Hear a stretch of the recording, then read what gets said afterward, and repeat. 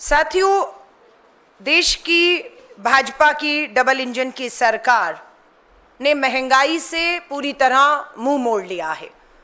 आज पूरे देश में महंगाई एक सबसे बड़ा मुद्दा बना हुआ है, लेकिन केंद्र की भाजपा सरकार को उससे कोई सरोकार नहीं है। उसका एकमात्र लक्ष्य बन चुका है कि कंपनियों को, चाहे वो सरकारी हो या निजी कंपनियों हो, उनकी जेब कैसे भरी जाए और आम आदमी, मध्यम वर्गीय, निम्न आय के व्यक्ति और महिलाओं को इसका खामियाजा और नुकसान उठाना पड़ रहा है। आज देश भर में हम देख रहे हैं कीमतों के मामले में बिल्कुल तुलना करेंगे 2014 में जब कांग्रेस की सरकार थी, तब यही भाजपा की सरकार उस समय के दामों को अधिक बताते हुए सड़कों पर उतरती थी। 2014 में आप कहते थे ये कीमतें अधिक हैं, इसे कम कीजिए। कीमत क्या थी उस समय? 2014 में आप पेट्रोल की कीमत अगर आप देखेंगे तो 72 रुपए से अधिक कभी नहीं गई। आज वो कीमतें पेट्रोल की सेंचुरी पार कर चुकी हैं, 9800 तक पहुंची हैं। हमारे समय में अगर डीजल 55 रुपए प्रति लीटर था, महंगा था, पूरा आंदोलन भाजपा सड़कों पर उतर कर करती थी और मौका मांगती थी कि हमें अवसर दो, हम इन दामों को कम करेंगे। और दाम कम हुए नहीं। 55 रुपए प्रति लीटर का पेट्रोल डीजल आज 88-89 रुपए बढ़ चुका है। अभी 2 रुपए एक्साइज पर और जो है वो बढ़ाए गए हैं। 2014 में कांग्रेस की सरकार में जब पेट्रोल पर 9 रुपए 20 पैसे एक्साइज ड्यूटी ली जाती थी, तब इनके लिए वो बहुत ज्यादा थी, कम होनी चाहिए थी ये कहते थे, लेकिन कम की 10 साल में नहीं की। एक्साइज ड्यूटी पेट्रोल पर जो 9 रुपए 20 पैसे थी, आज 19 रुपए 90 पैसे है। डीजल पर जो एक्साइज ड्यूटी थी केंद्र सरकार 2014 में हमारे समय पर 3 रुपए 46 पैसे, बहुत ज्यादा थी। भाजपाइयों के लिए सड़कों पर तांडव होता था। आज 2025 में डीजल पर एक्साइज ड्यूटी 3 रुपए 46 से बढ़ाकर 15 रुपए 80 पैसा कर दी गई। क्यों बढ़ाई गई एक्साइज ड्यूटी पेट्रोल और डीजल में? क्या अंतरराष्ट्रीय बाजार में कच्चे तेल की कीमतें बढ़ी हैं, इसलिए आपने मजबूर होकर ये एक्साइज बढ़ाई है? बिल्कुल भी नहीं, बिल्कुल भी नहीं। क्या है कच्चे तेल की कीमत अंतरराष्ट्रीय बाजार में? 2014 में कांग्रेस की जब सरकार थी, तब कच्चे तेल की कीमत $108 प्रति बैरल थी। $108 प्रति बैरल थी। और आज कितनी है 2025 में? ये 65 रुपए 31 पैसे, 65.31 पैसा डॉलर प्रति बैरल है। 40% गिरावट आई है कच्चे तेल की कीमतों में, 40% गिरावट। लेकिन पेट्रोल डीजल के दाम कम नहीं हो रहे, एक्साइज ड्यूटी की लूट कम नहीं हो रही। मुनाफा किसको हो रहा है? साफ हम बताएंगे। मुनाफा सरकारी और निजी तेल कंपनियों को हो रहा है, और वो निजी तेल कंपनियां ज्यादा नहीं, मात्र 3 के जेब में 11 साल में जब से मोदी सरकार, भाजपा की सरकार आई है, लगभग 39.54 लाख करोड़, यानी कि 39.54 लाख करोड़, और मैं राउंड फिगर कहूं तो 40 लाख करोड़ रुपए मात्र 11 साल में इन तेल कंपनियों ने कमाए हैं। 40 लाख करोड़, इतनी मुनाफा, इतनी कमाई, कच्चे तेल की कीमतें गिरी हुई हैं, तो क्यों पेट्रोल और डीजल की कीमतों को कम किया जा रहा? क्यों आम जनता को राहत नहीं दी जा रही है? ये एक बहुत बड़ा खेल खेला जा रहा है। इसके पीछे पूरा एक भ्रष्टाचारी तंत्र है, उसका भी मैं खुलासा यहां पर आपको करूंगी। लेकिन उससे पहले इस सरकार को बता देना चाहते हैं कि इस देश की आधी आबादी की जिसकी कमाई ना होने की वजह से कमर टूटी हुई है, सबसे ज्यादा अगर असर किसी भी चीज का इस देश में होता है तो वो महिलाओं पर होता है, आधी आबादी पर होता है। आज मैं आपको दिखाना चाहती हूं हम इसे हल्के में भारतीय राष्ट्रीय महिला कांग्रेस नहीं ले रही है। हमारा मैं आऊं उससे पहले हमारे घरेलू सिलेंडर की कीमत, पेट्रोल डीजल के बाद घरेलू सिलेंडर 2014 में एलपीजी घरेलू सिलेंडर 14 किलो का मात्र 414 रुपए में था। सब्सिडी भी देते थे और 414 रुपए का गरीब को सिलेंडर मिलता था। आज इतनी बड़ी बड़ी घोषणाएं हुई सब्सिडी की, लोगों को देश की भावनाओं में ओतप्रोत करते हुए सब्सिडियां छोड़ने की अपील हुई और लोगों ने सब्सिडियां छोड़ दी थी कि गरीब को लाभ मिलेगा, लेकिन जिसने छोड़ी वो तो नुकसान में है, लेकिन गरीब को भी सब्सिडी का लाभ नहीं मिला। आज आप यहां पर देखिए 2014 में कांग्रेस की सरकार में 414 का सब्सिडी वाला सिलेंडर था और आज सब्सिडी खत्म है। पूरे देश में किसी को भी घरेलू सिलेंडर पे सब्सिडी आज की तारीख पे नहीं मिल रही। सब्सिडी गैर सब्सिडी वाला सिलेंडर एक ही कीमत हो गई है, 1100 से पार कर गया है और अभी 50 रुपया अभी हाल ही में बढ़ाया है सिलेंडर के दाम। 1100 रुपए से ऊपर का सिलेंडर। हम पूछना चाहते हैं, राजस्थान के चुनावों में मोदी की गारंटी, कांग्रेस का सरकार का राजस्थान में 500 का सिलेंडर महंगा लग रहा था और मोदी की गारंटी वाला 450 का सिलेंडर मिलना था। आज भाजपा और राजस्थान की डबल इंजन की सरकार बताए कि वो मोदी की गारंटी वाला 450 का सिलेंडर कहां है। अमित शाह जी बताइए, हर चुनावी जनसभा में जुमले और धोखे देते हैं, वो दिवाली और होली वाला मोदी की गारंटी वाला सस्ता फ्री सिलेंडर कहां है? कब तक धोखा देंगे और कब तक महंगाई के नाम पर? तो ये हमारी हालत है घरेलू सिलेंडर की कीमतों को लेकर। अब मैं आपको बताती हूं आंदोलन पे। हमारे 28 राज्य हैं और 8 केंद्र शासित राज्य। अखिल भारतीय महिला कांग्रेस ने तय किया इस सरकार को हम बैठने नहीं देंगे, एक एक करके चलाइएगा। सबसे पहला आंदोलन हुआ भारत की राजधानी दिल्ली में, महिला कांग्रेस सड़कों पर उतरी इस महंगाई के खिलाफ। हम खामोश नहीं हैं, अलग बात है कोई दिखाए या ना दिखाए, सत्ता में बैठे वालों तक हमारी आवाजें पहुंचे ना पहुंचे, लेकिन हम इस आवाज को सड़कों पर उतर कर उठा रहे हैं और तब तक उठाएंगी जब तक इस बड़ी कीमतों को वापस नहीं लिया जाता और इस महंगाई से राहत नहीं दी जाती। पहला राज्य दिल्ली है, दूसरा राज्य धीरे धीरे चलाइए, दूसरा राज्य केरला में। आप देखिए केरला के हर जिले में, एक राज्य स्तरीय नहीं, हर जिले में केरला के हमने महंगाई के खिलाफ आंदोलन किए, लोग सड़कों पर उतरी, महिलाएं सिलेंडर लेकर। तीसरा राज्य राजस्थान में आप देखिए, मोदी की गारंटी वाला 450 का सिलेंडर नहीं, 1100 के ऊपर वाला सिलेंडर लेकर महिलाएं राजस्थान के जिलों में तपती गर्मी में गर्म सड़क पर बाहर बैठी हैं। उसके बाद आ जाइए अंडमान निकोबार, छोटा सा एक आइलैंड है अंडमान निकोबार, वहां की भी महिलाएं इस महंगाई से त्रस्त है और उन बहनों को लगता है राजधानी दिल्ली तक हमारी आवाज नहीं पहुंच पा रही। हमने विश्वास दिलाया और अंडमान निकोबार में भी हमारी बहनें, छोटे से द्वीपसमूह में भी अगर त्रस्त है महंगाई से, तो हमने जिम्मेदारी ली कि राजधानी दिल्ली तक, इस सोती सरकार तक इस महंगाई के खिलाफ आवाज पहुंचाने का काम हम करेंगे। पांचवा राज्य उत्तर प्रदेश। आप देखिएगा उत्तर प्रदेश के भी लखनऊ से लेकर कानपुर से लेकर वाराणसी तक लेकर प्रधानमंत्री जी के संसदीय क्षेत्र में महिलाएं सड़कों पर बैठी हैं। आपको मैं पंजाब लेकर चलती हूं, ये हमारा छठा राज्य है पंजाब, जहां पर महिलाओं ने सड़कों पर उतरकर पंजाब के हर जिले में किया। अब आपको मैं छोटा राज्य भाजपा की डबल इंजन सरकार गोवा में लेकर चलती हूं। गोवा के बाद आइए पोंडुचेरी लेकर चलती हूं आपको मैं। पोंडुचेरी के बाद कर्नाटका। आप देखिए इसमें हमारी मध्य में महिला कांग्रेस की अध्यक्ष डॉक्टर सौम्या रेड्डी आपको दिखेंगे, हाथ में सिलेंडर है। पूरे कर्नाटक में हमारी सरकार कर्नाटक की राहत लगातार दे रही है, फ्री बस यात्राएं महिलाओं को मिल रही हैं।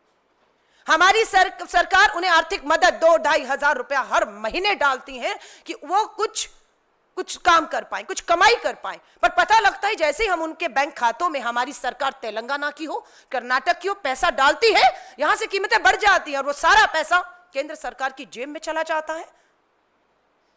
हमारी तेलंगाना की सरकार 500 का सिलेंडर दे रही है। हम भाजपा को पूछना चाहते हैं, आपकी भाजपा की डबल इंजन की सरकार किस राज्य में मोदी की गारंटी वाला 500 का सिलेंडर दे रही है? हमारी सरकार तेलंगाना की दे रही है। हल्के में मत लीजिएगा, हम केंद्र की भाजपा सरकार को कहना चाहते हैं। कर्नाटका के बाद हरियाणा, यहां पर भी भाजपा की डबल इंजन की सरकार है। ये 12 से 13 राज्य जिन्होंने कल और एक दिन पहले आंदोलन किया, और आज और कल भी जो बाकी के राज्य हैं वहां पर हमारी महिलाएं सड़कों पर इस महंगाई के खिलाफ उतरने वाली हैं। मैं खुद इस आंदोलन का हिस्सा बनते हुए बिहार पहुंच रही हूं। 17, 18, 19 और 20 मैं खुद बिहार के दौरे पर रहूंगी, और खुद हम भाजपा की डबल इंजन की सरकार को बिहार की राजधानी पटना पर महंगाई के खिलाफ ललकारने के लिए मैं खुद एक राष्ट्रीय अध्यक्ष के तौर पर मेरी जिम्मेदारी है कि जब मेरी प्रदेश अध्यक्ष, मेरी जिला अध्यक्ष आदि आबादी को महंगाई के खिलाफ जो राहत देने के लिए लड़ रही हैं, हम सब उस पे सड़क पर उतरें। ये लूट खसोट का मामला है, कंपनियों को फायदा पहुंचाने का मामला है। और क्यों कंपनियों को फायदा पहुंचाया जा रहा है? एकमात्र लक्ष्य भाजपा के खजाने में चंदा लाना है। ये लूट है। ये लूट और खसोट एक ही मकसद है कि भाजपा को, कंपनियों को मुनाफा कराइए। 11 लाख करोड़ का फायदा होता है इन तेल कंपनियों को, जबकि अंतरराष्ट्रीय कीमतें गिरी हुई हैं। 11 लाख करोड़ में से कितना भाजपा को चंदे में गया है? इस 11 लाख करोड़ में ये सवाल हम पूछेंगे, और ये जवाब श्वेत पत्र लाकर संसद में प्रधानमंत्री जी को जवाब देना होगा। ये हमारी मांग है, हमारी बिल्कुल मांग है कि सीएजी ऑडिट की मांग पार्टी की तरफ से आधिकारिक रूप से हमारे महासचिव कम्युनिकेशन इंचार्ज जयराम रमेश जी ने की है।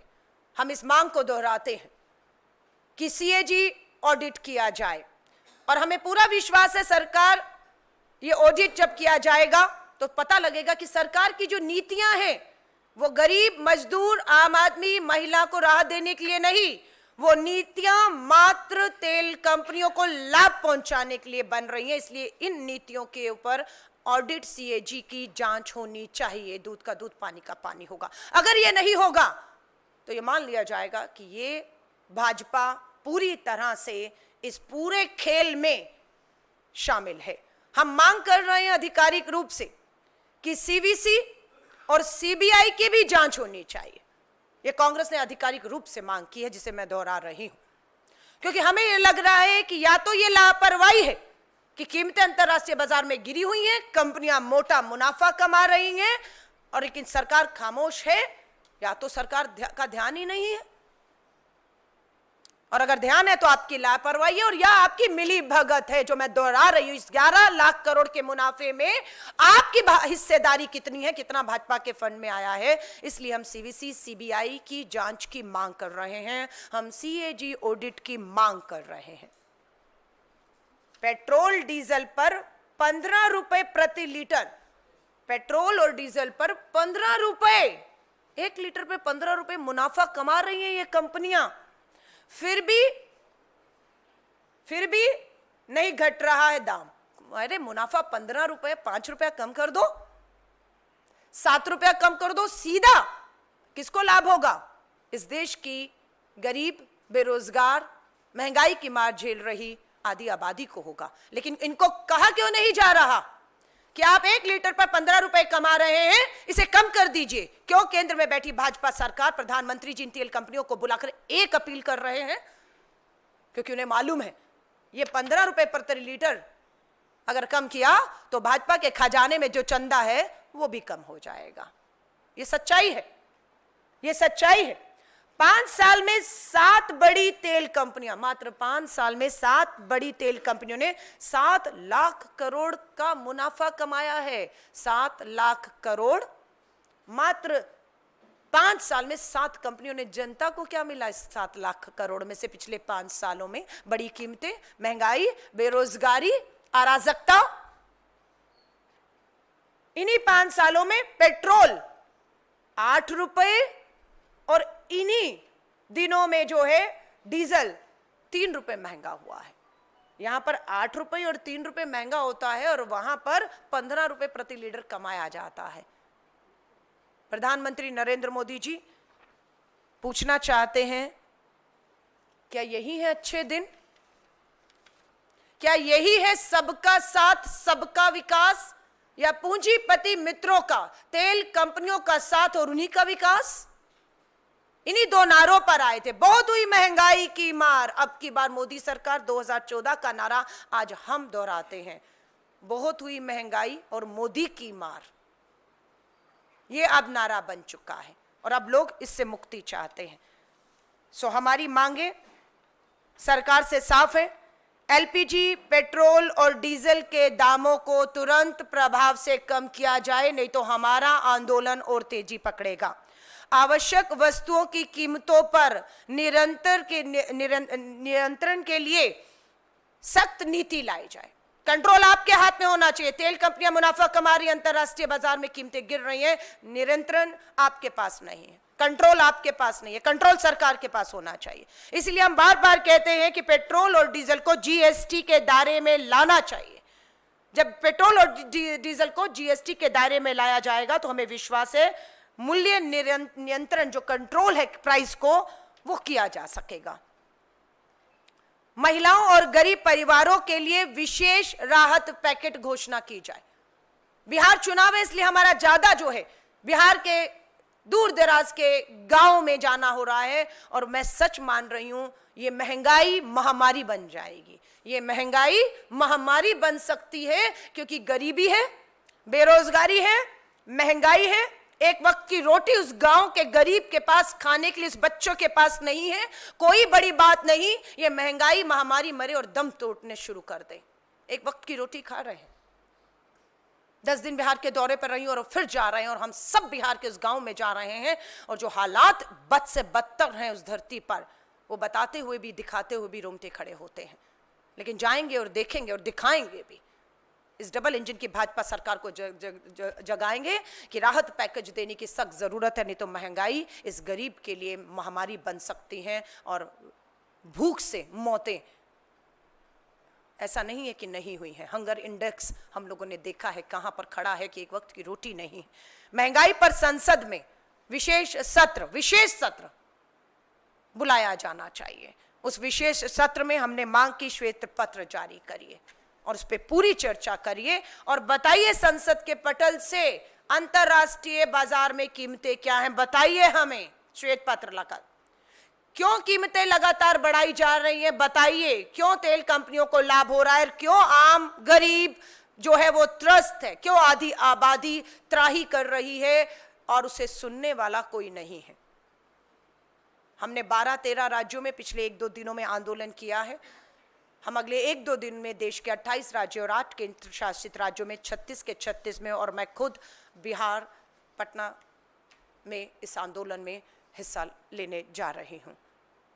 मैं आप सभी साथियों का धन्यवाद करती हूं, सिर्फ इसी से संबंधित, इसी मुद्दे से संबंधित, क्योंकि अपने आप में मुद्दा बहुत गंभीर है। मैं इसकी गंभीरता समझ रही हूं, उम्मीद कर रही हूं आप भी इसकी गंभीरता समझेंगे कि महंगाई महामारी बन सकती है, इसलिए सरकार को भी समझना समय रहते जरूरी है। हमने अपनी मांगों को रखा है, हमने तुलना की है अपने समय में और अब के समय की कीमतों में।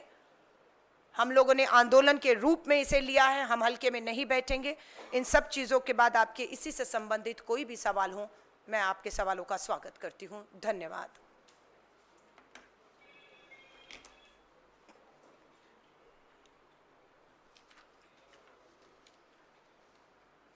बहुत बहुत धन्यवाद आप पत्रकार साथियों का। जय हिंद। हाँ जी,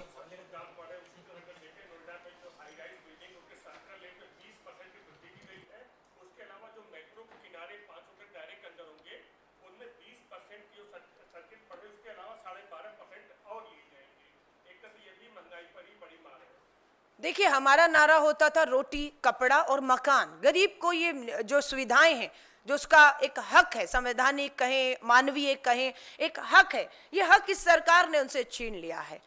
उनकी रोजी रोटी छीन ली है, उनके घर छीन लिए हैं, उनका मुंह का निवाला छीन लिया है। अभी मैं खाद्य पदार्थों की महंगाई पर देखेंगे तो दूध, बच्चे के मुंह से दूध छीन चुका है, गरीब की थाली में से दाल गायब है।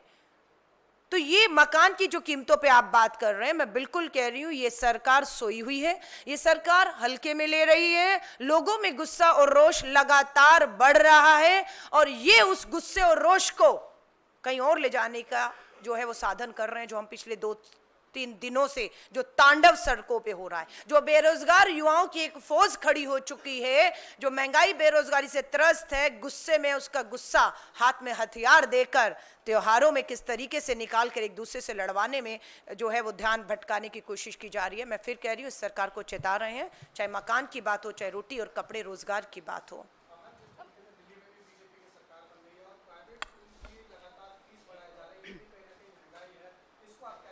बिल्कुल, मैं आपका धन्यवाद करती हूं। हम पेट्रोल, डीजल, एलपीजी, घरेलू सिलेंडर, खाने के अलावा मकान की आपने बात की और आपने फीसों की बात की है। ये सच्चाई है कि दिल्ली सरकार हो या देश के सरकारी स्कूलों के अंदर, खासतौर से भाजपा की डबल इंजन की सरकारों में ध्यान नहीं दिया जा रहा और उसका स्तर बिल्कुल गिर रहा है। लोग मैं कहती हूं एक बंदी बन रहे हैं प्राइवेट स्कूलों के, यहां पर जाकर मजबूर हैं कि सरकारी नहीं प्राइवेट जाओ, प्राइवेट जाते ही बंदी बन जाते हैं। आर्थिक आतंक है वहां पर, हर चीज पे स्कूल का बस्ता यहां से लीजिए, यूनिफॉर्म यहां से लीजिए, किताबें यहां से लीजिए, इस नाम पर उस नाम पर और फीसों के नाम पर एक खुला निजी स्कूलों का खेल चल रहा है, जिसपे इन सरकारों ने आंखें मूंद ली हैं। और मुझे ये लगता है कि उसमें अधिकतर, मैं कौन सी पार्टी है नहीं कहूंगी, पर मैं ये कहूंगी निजी स्कूलों को चलाने में भी राजनीतिक दलों के बड़े नेताओं की एक भागीदारी है। मात्र मुझे लगता है उसके दबाव में भी चलते हुए इन प्राइवेट स्कूलों की फीसों पर लगाम नहीं लगाया जा रहा है। और यहाँ तक मैंने देखा है, जिस तरीके के स्कूल में प्रवेश से, पढ़ाई पे सिर्फ फीस न भरने की वजह से जो है उन्हें शिक्षा के अधिकार से वंचित रखा जा रहा है, इसे स्वीकार नहीं किया जाएगा। कांग्रेस की सरकार थी जब राइट टू फूड लेकर आई, तब शिक्षा का अधिकार, स्वास्थ्य का अधिकार भी लेकर आई, हर गरीब के लिए लेकर आई, और उस अधिकार से, जो संवैधानिक अधिकार है, उससे हम इन्हें वंचित, देश की आधी आबादी को, लोगों को नहीं रहने देंगे। हम लड़ेंगे। अलका मैम, एक देखिए, जब हम महंगाई की बात करते हैं तो बड़ी फीसों की कीमतों पर महंगाई बिल्कुल इस पे हो, तो ओवरऑल मकान की कीमतें बढ़ रही हैं, खाने की चीजें, पेट्रोल डीजल, स्वाभाविक है। महंगाई के ये सब मुद्दे हैं, इन सब मुद्दों पर लेकर हम पूरे देशव्यापी आंदोलन जो है करने की ठानी है, जो शुरुआत हो चुकी है। मैम, आप व्हाइट पेपर की डिमांड कर रही हैं, इन्वेस्टिगेशन की भी डिमांड कर रही हैं, प्राइस राइज का मुद्दा लगातार कांग्रेस पार्टी उठाती हुई नजर आई है, लेकिन जिस तरीके से प्रधानमंत्री की तरफ से स्टेटमेंट्स आ रही है, कांग्रेस को टारगेट कर रहे हैं। अभी कल ही हमने देखा कि उन्होंने किस तरीके से कहा कि Congress party vote bank politics कर रही है, मुस्लिम प्रेसिडेंट क्यों नहीं बनाती है, 50% रिजर्वेशन मुस्लिम्स को क्यों नहीं देती है। इन सब मुद्दों को जिस तरीके से प्रधानमंत्री उठाते हुए नजर आ रहे, कांग्रेस के ऊपर अटैक करते हुए, इस पर आप क्या जवाब देना चाहेंगे? देखिए, मुझे बहुत चिंता और दुर्भाग्य की बात है, कहना पड़ रहा है कि देश के सर्वोच्च पद पर ऐसा व्यक्ति बैठा है जो देश के गंभीर मुद्दों पर चर्चा करने की बजाय बेरोजगारी, महंगाई, महिलाओं के साथ जिस तरह से उत्तर प्रदेश की धरती पर हो रहा है, उस पर चर्चा करने की बजाय इन मेन मुद्दों से ध्यान भटकाने के लिए कोई और नहीं, इस देश की सर्वोच्च पद पर बैठा एक खुद व्यक्ति कर रहा है। और नाम कहने से मैं डरूंगी नहीं, उनका नाम प्रधानमंत्री नरेंद्र मोदी है। ये आदमी ही है ना? दुर्भाग्य है, वो आज देश के प्रधानमंत्री हैं, और वो देश का प्रधानमंत्री महंगाई और बेरोजगारी पे बात नहीं करेंगे, महिलाओं की सुरक्षा पे बात नहीं करेंगे, वो हिंदू और मुस्लिम पर बात करते हैं। और इसी का खामियाजा उन्हें 2024 में उठाना पड़ा है। मैं सीधा आंख में आंख डालकर प्रधानमंत्री नरेंद्र मोदी जी आपसे कह रही हूं, सुधर जाइए। 2024 में आपने महिलाओं को डराया था, उस आधी आबादी को जो आपसे महंगाई से राहत मांगने आती थी, आपने उल्टा उन्हें डराना शुरू कर दिया। आपका मंगलसूत्र खतरे में है, आपका मंगलसूत्र खतरे में है, वो महिलाओं को डरा दिया आपने, ये कहते हुए अपने वोटों की राजनीति के लिए। और वो भूल गई कि मैं महंगाई से परेशान हूं, मेरे बच्चों को रोटी नहीं मिल पा रही, वो भूख से तड़प के जान दे सकते हैं, लेकिन आपने उसको डराकर वापस भेज दिया कि मंगलसूत्र खतरे में। और आपको मुंह तोड़ जवाब मिला 24 के चुनाव में। अब की बार 400 पार का नारा था, प्रधानमंत्री नरेंद्र मोदी जी आपका डराने का काम कर रहे थे, आप महिलाओं को, आधी आबादी को। मुंह तोड़ जवाब मिला और बहुमत के लाले पड़ गए प्रधानमंत्री नरेंद्र मोदी जी। आपको बहुमत नहीं मिला, बैसाखियों के दम पर आपकी सरकार चल रही है। आपके बिहार में सहयोगी ने अभी आपसे पल्ला झाड़ दिया है, और मैं विश्वास कह रही हूं, अगर आपने अभी भी महंगाई, बेरोजगारी, महिला सुरक्षा पर समय रहते प्रधानमंत्री नरेंद्र मोदी जी काम नहीं किया। बिहार से तो आपका पलायन, आपका जाना तय हो चुका है। और बिहार के बाद वो जो एक बैसाखी बिहार की है, दूसरी आंध्र प्रदेश की है, ये बिहार की बैसाखी गिरते ही प्रधानमंत्री नरेंद्र मोदी जी, आपकी केंद्र की सरकार लड़खड़ाने वाली है और आप गिरने वाले हैं, आपकी सरकार गिरने वाली है। इसलिए मैं कहूंगी हाथ जोड़कर, ये धर्म के नाम पर उकसाना, लड़वाना, देश को जलाना, मुद्दों से भटकाने का काम बंद कर दीजिए। आप देश के प्रधानमंत्री हैं, आप देश के सर्वोच्च पद पर बैठे हैं, आपको ये भाषा शोभा नहीं देती है। मैं आपसे अंतिम बार हाथ जोड़कर अपील कर रही हूं। और उसके बाद भी अगर आपने इन महिलाओं को डराने का, भड़काने का, हिंसा के लिए और इनके मुद्दों को नजरअंदाज करने का काम किया, तो ये जुड़े हुए हाथ एक बुलंद बंद मुट्ठी बनकर आपको चुनौती देते हुए दिखेंगे, मैं ये कह रही हूं। धन्यवाद। अलका मैम, अलका मैम,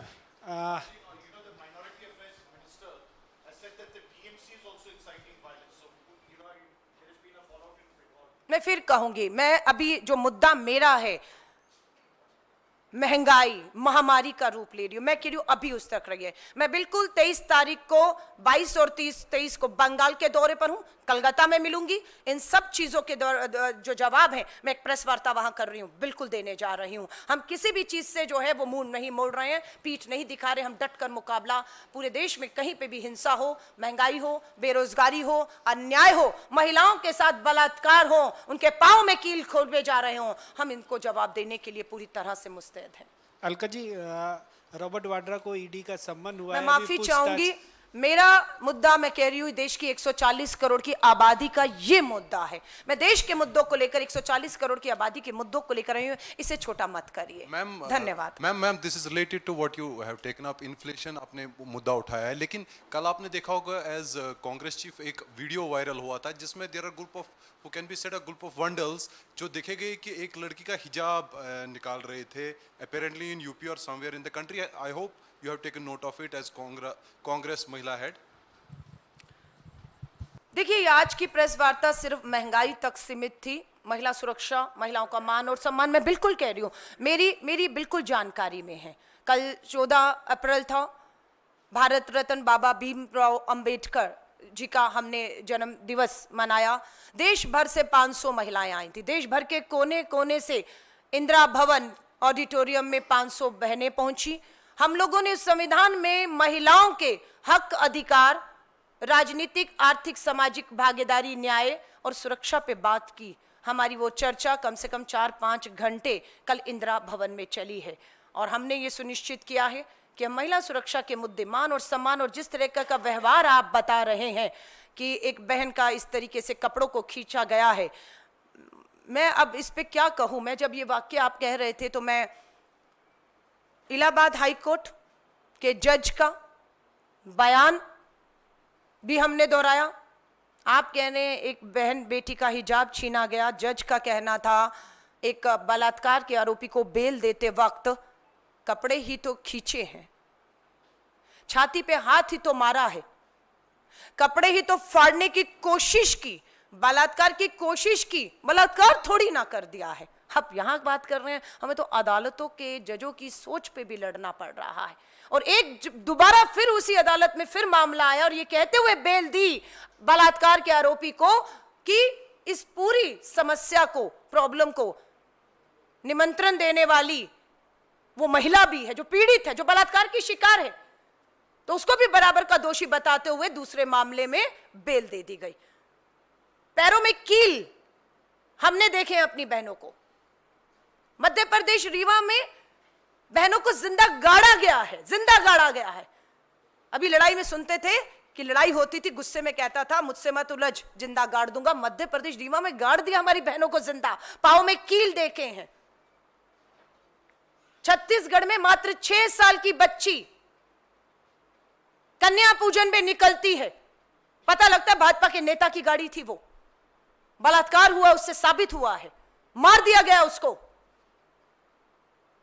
आप एक घटना की बात कर रहे हैं, हमारे यहां एक नहीं हजारों सैकड़ों घटनाएं हैं। और बेटी बचाओ का नारा देने वाला कहीं बिल में छुपकर बैठा हुआ है, उसे बिल से निकालेंगे। धन्यवाद।